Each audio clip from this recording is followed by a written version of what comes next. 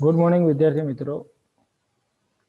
ધોરણ 8 ની અંદર બીજા સત્રમાં આજે આપણે આપણું પહેલું ચેપ્ટર ભણવા જઈ રહ્યા છીએ, જે ધાર્મિક સામાજિક જાગૃતિ અંગેનું છે.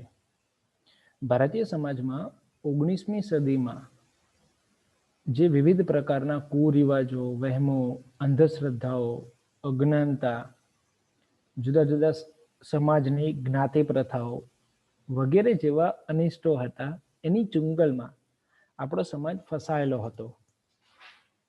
આ સમયની અંદર સૌથી ખરાબ જો સ્થિતિ કોઈની હોય તો એ સ્ત્રીઓ હતી, જેને તમામ પ્રકારના કુરિવાજોનો ભોગ બનવું પડતું હતું. કારણ કે પુરુષ પ્રધાન સમાજ હતો અને પુરુષ પ્રધાન સમાજની અંદર આ બધા કારણોના લીધે જ સ્ત્રીઓની સ્થિતિ સૌથી ખરાબ હતી. આપણો સમાજ પાશ્ચાત્ય શિક્ષણથી સંપૂર્ણપણે વંચિત હતો. એટલે ધીરે ધીરે જેમ જેમ એ પાશ્ચાત્ય શિક્ષણથી અવગત થતો ગયો, તેમ તેમ આવા અનિષ્ટો દૂર કરવાની કામગીરી શરૂ થતી ગઈ. અને એના માટે 19મી સદીની અંદર વિશેષ પ્રકારના કાર્યક્રમો શરૂ થઈ ગયા. 19મી સદીમાં ભારતીય સમાજમાં ધાર્મિક સામાજિક જાગૃતિ જે આવી, જેને આપણે નવજાગૃતિ તરીકે ઓળખીએ છીએ. હવે નવજાગૃતિના પ્રણેતા કોણ હતા? તો નવજાગૃતિના પ્રણેતા તરીકે રાજા રામમોહન રાયને ઓળખવામાં આવે છે. વિવિધ સમાજની અંદર 19મી સદીમાં ભારતીય સમાજમાં આવા અનેક પ્રકારના સમાજ સુધારણાના કાર્યક્રમો, આંદોલનો જે છે, ચળવળો જે છે એ ચાલુ થઈ ગઈ. પણ એની અંદર સૌથી અગ્રેસર જે નામ હતું એ હતું રાજા રામમોહન રાયનું. બરાબર. ભારતની અંદર હિન્દુ સમાજ, મુસ્લિમ સમાજ, શીખ સમાજ, પારસી સમાજ, આ દરેક સમાજની અંદર સમાજ સુધારણાની ચળવળો શરૂ થઈ ગઈ. હું તમને અહીંયા ટૂંકમાં માહિતી આપી દઈશ કે ભાઈ આ દરેક સમાજના આગેવાન નેતાઓ કોણ કોણ હતા કે જેને સમાજ સુધારણામાં પોતાનું મહત્વપૂર્ણ યોગદાન આપેલું છે. હિન્દુ સમાજની વાત કરીએ તો રાજા રામમોહન રાય, દયાનંદ સરસ્વતી, રામકૃષ્ણ પરમહંસ, સ્વામી વિવેકાનંદ.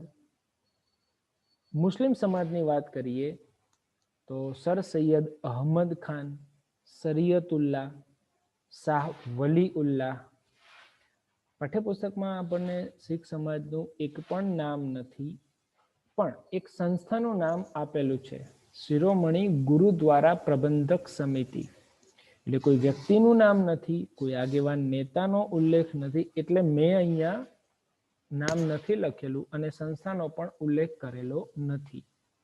જ્યારે પારસી સમાજની અંદર દાદાભાઈ નવરોજી, કે.આર. કામા, બહેરામજી મલબારી જેવા અનેક લોકો જે હતા, એમને સમાજ સુધારણાની પ્રવૃત્તિમાં પોતાનું વિશેષ યોગદાન આપ્યું.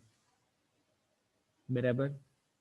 તો દલિત લોકોની આપણે વાત કરીએ, મતલબ એ સમાજમાં જેને સૌથી નિમ્ન જાતિના ગણવામાં આવતા હતા, એ લોકો, એવા તમામ દલિતો જે હતા, બરાબર, એમના વિકાસ માટે સમાજના બે આગેવાન નેતા, એક ગુજરાતી ઠક્કર બાપા અને બીજા મહારાષ્ટ્રીયન જ્યોતિબા ફૂલે. બરાબર. ઠક્કર બાપા તરીકે જાણીતા આ એન્જિનિયરે પોતાની આગવી નોકરી છોડી અને સમાજના લોકો માટે વિશેષ મહત્વની ભૂમિકા ભજવી.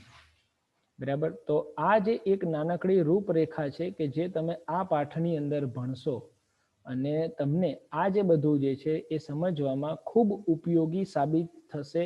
આ તમારા માટે એક ટૂંકી માહિતી કે જેના આધારે તમે ભારતીય સમાજ જે છે, બરાબર, એની અંદર સમાજ સુધારણા સંદર્ભમાં કયા પ્રકારના પરિવર્તનો આવ્યા એ તમે સમજી શકશો.